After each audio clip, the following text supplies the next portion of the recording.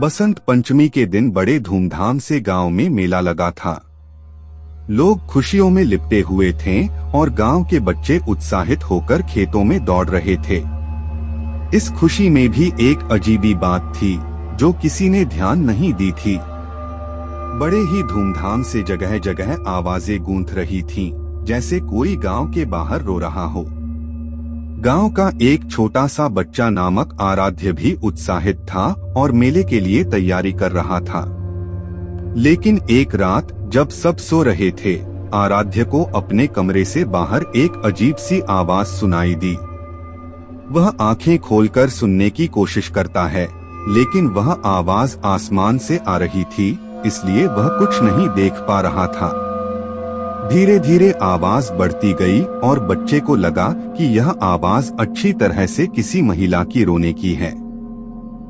आराध्य का दिल तेजी से धड़कने लगा और उसने अपने दोस्त साथ लेकर आवाज की ओर बढ़ते हुए देखा कि यह आवाज एक पुराने हवेली से आ रही थी, जो कि गांव से थोड़ी सी दूरी पर थी।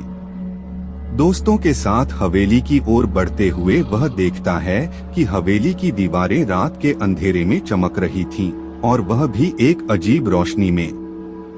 वे धीरे धीरे हवेली के बगीचे में पहुंचते हैं और वहां से उन्हें एक औरत की आवाज सुनाई देती है जो किसी से कुछ मांग रही थी। कृपया मेरी मदद करो, मेरा बेटा कहीं खो गया है। वह सुनते हैं और जब वे देखते हैं तो एक हीरे की कली से सजे हुए होते हैं एक औरत के शरीर का पैसा, जो अच्छी तरह से बिखरी हुई थी। बच्चे और उनके दोस्तों को देखते ही औरत ने उनसे मदद मांगी, कृपया मेरी मदद करो, मेरा बेटा यहीं कहीं हो सकता है।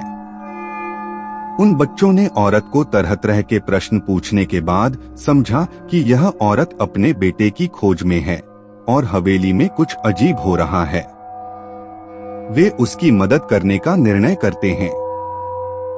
आराध्य और उसके दोस्तों ने औरत को हवेली के अंदर ले जाया और वहां से एक बड़े हीरे की कली निकालते हैं। हीरे की कली को घेरने वाले सिरे से एक सीक्रेट रूम का दरवाजा खुलता है। वहां बच्चों ने अपने हैरानी में देखा कि रूम के अंदर एक पुरानी कुर्सी पर बैठे हुए एक वृद्ध आदमी है, जो अच्छी तरह से सजे हुए हैं। वह वृद्ध आदमी बच्चों को देखकर मुस्कुराते हैं, तुम्होंने मेरी सहायता की आवाज सुनी, धन्यवाद। बच्चे और उनके दोस्त बहुत चौंके हुए थे क्योंकि यह रूम उन्हें यहाँ किसी के द्वारा नहीं दिखा गया था। वे आदमी से सुनते हैं कि वह एक राजा थे जो 100 सालों से यहीं रह रहे थे और यह हवेली उनकी राजधानी थी। राजा की कहानी सुनते हुए बच्चे जानते हैं कि इस हवेली में एक समय की बात है जब गांव में बहुत सारे लोग रहते थे और यहाँ सुख शांति के साथ जीते थे। एक दिन एक राजा ने इस हवेली को अपनी राजधानी बनाने का निर्णय किया और उसने यहाँ एक विशाल बगीचा बनवाया। यहाँ रहने वाले लोग खुश रहते थे और सभी कुछ अच्छी तरह से चलता रहता था।